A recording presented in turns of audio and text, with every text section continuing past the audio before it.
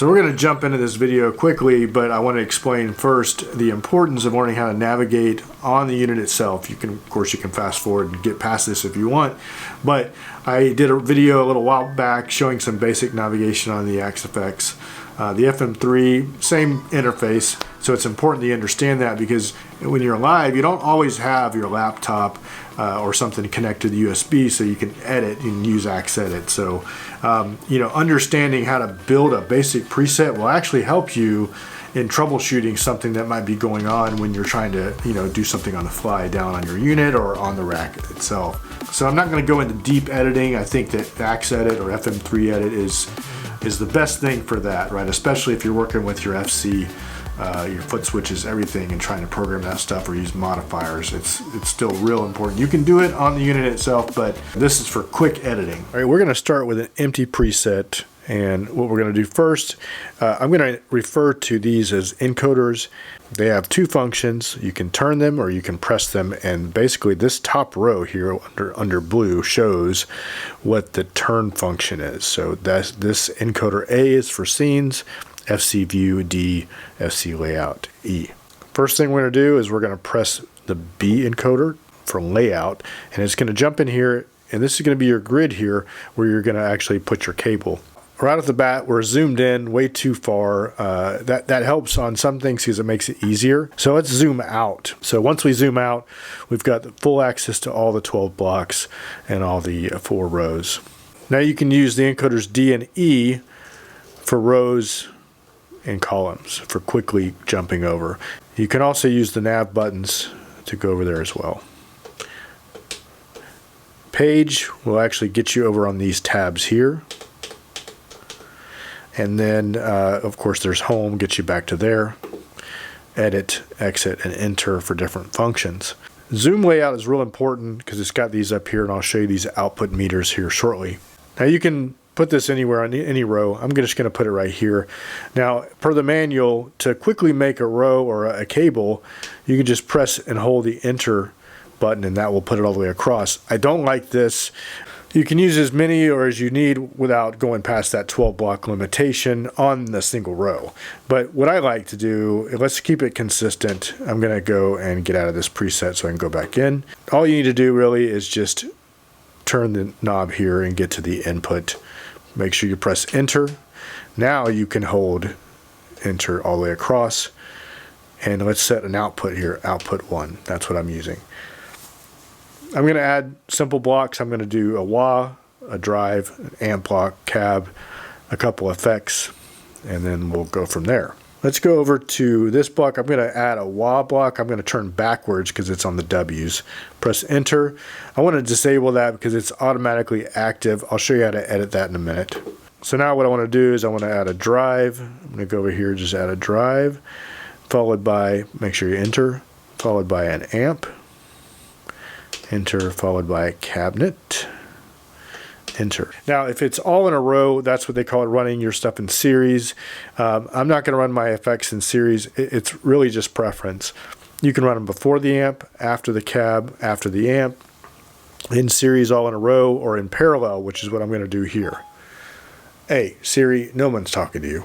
So in series, everything runs all in a row, and what happens is, like I said, it's preference. If you have say a delay and a reverb, the delay runs into the reverb, so those delays get reverb added to them. For what I'm doing, I like things a little more clean, so I'm going to run them in parallel, but there's a couple things you got to do once you get them in parallel.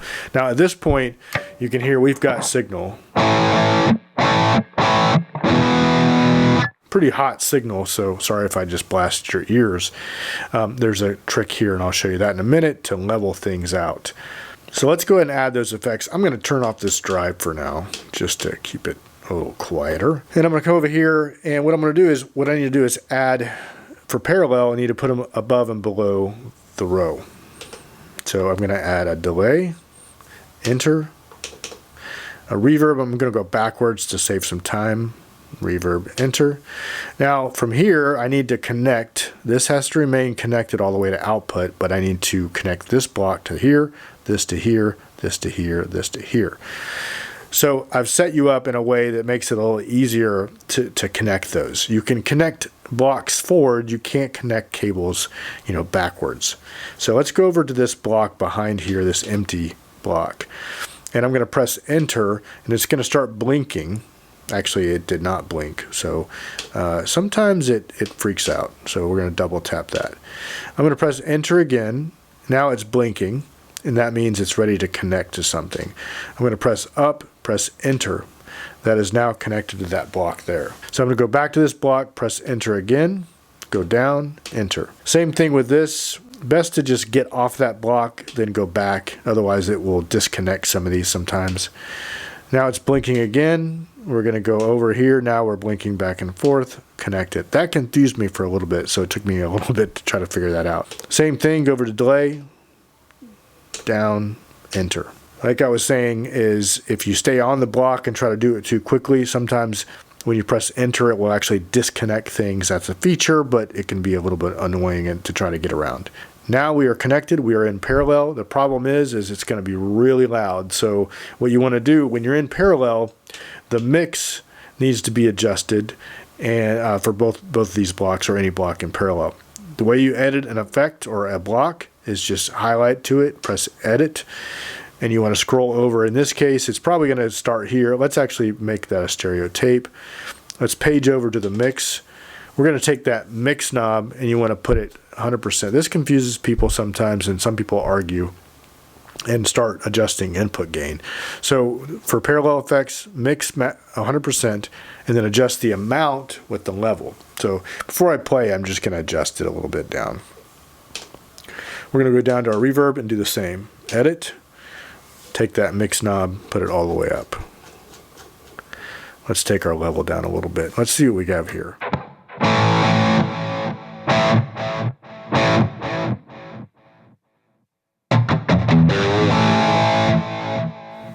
It's fairly hot. No worries, we're not going for like perfection here.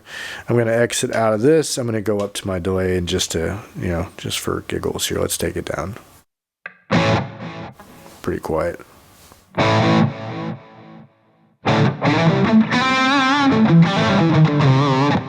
It's that lick that everybody plays. That's mine. All right, so we got that reverb. If I wanted to, I could obviously go into here, go down to my reverb, hit edit, and go over on my tab here. What do I got? I got a medium room. I can actually, instead of like scrolling all the way through here, if you have a lot, whoa, where'd I go? I can actually hit the arrows over to get quicker where I want to be. I want to go to studio. Over here, this is where you would adjust the size. Reverb, it's kind of important, right? So you want to adjust your size.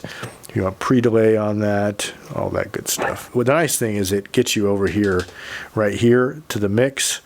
You can find those on the basic tab as well. So I'm going to quickly go through, make sure I got what I want on the other blocks, just so you can see some editing features. A couple quick tips that are really helpful. If I exit out of here and say we have a preset, it's already saved, and I want to come in here and I've got a delay or something that's just crazy and I need to adjust it, no need to be in here. You don't have to go all the way over and find that block and hit edit. You can actually just get over here and just start pressing edit. And look over in this corner here. It's stepping through all your blocks. Now, of course, you can't go backwards, not that I know of, but let's get to delay and then you can quickly adjust that stuff.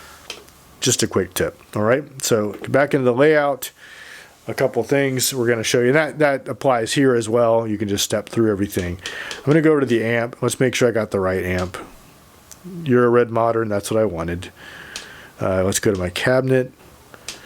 I don't want the factory cab. I want my user cabs, which are my third-party IRs. I've got some York Audio IRs in here. We're going to scroll over to the Bogner ones. Number 2 is fine for now. Should sound a little bit better.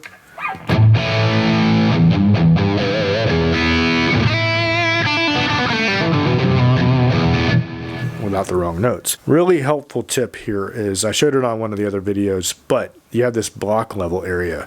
That encoder here, you can use it to quickly adjust the amp block to level things, and you have your meters. Real cool thing. So let's go over to that amp block. Now watch this meter. I'm just going to chug on this E.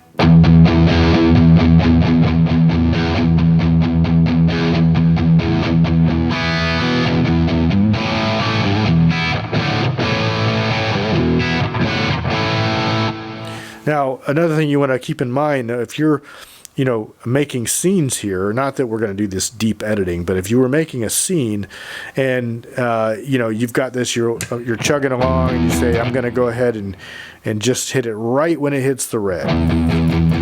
Well, now you're at that red. Now, if you say you did another scene where you had a boost and maybe 3 dB or so, you're going to start pushing that and overdriving that. So what I would do is when you're have your rhythm channel or the normal channel that you're going to be playing on all the time, maybe take that down just a little bit below that. Now when you come over and add, say, a parametric EQ or something like that and add a little bit of boost to it, or even use your amp channels and say you have the same amp on another channel and you want to boost that level for the solo boost, then you won't be overdriving that. One final thing, say you're in here and you really want to quickly move things around. Another cool thing is this tools menu. If you page over to it, you see these right here, it has these commands, and basically it goes through and you can actually manipulate some of these, move them left and right. So say you wanted to come in here and put something in the middle, you could take that and move it to the left, move block down, move block to the left. Oop, there it is, right there. Move right or left, or swap them around. So not very easy to do, or actually you can't do it on the other screen. You can either press the C encoder to execute it, or you can actually press the enter, and I'll show you that. Bam, now you see it does that. So if I want to move that right, keeps moving it. If I want to move it left, moves it around, right? Last and final thing is, of course, saving it. So if we want to save it, want to store it, this is where it gets kind of tricky, right? Location, 397, that's fine. It's an empty preset. And here what we can do is you can obviously just delete everything from here if you want, which is if you just want to get that out of here. And we're going to press and say, let's go to test. I should have kept some of those in there, right? Test, over, we're going to call it, that's a cool preset right there. And then hit enter after that. It's going to say, do you want to override the preset? That's fine. Press enter and you're done. Now you have T+. What a cool preset name.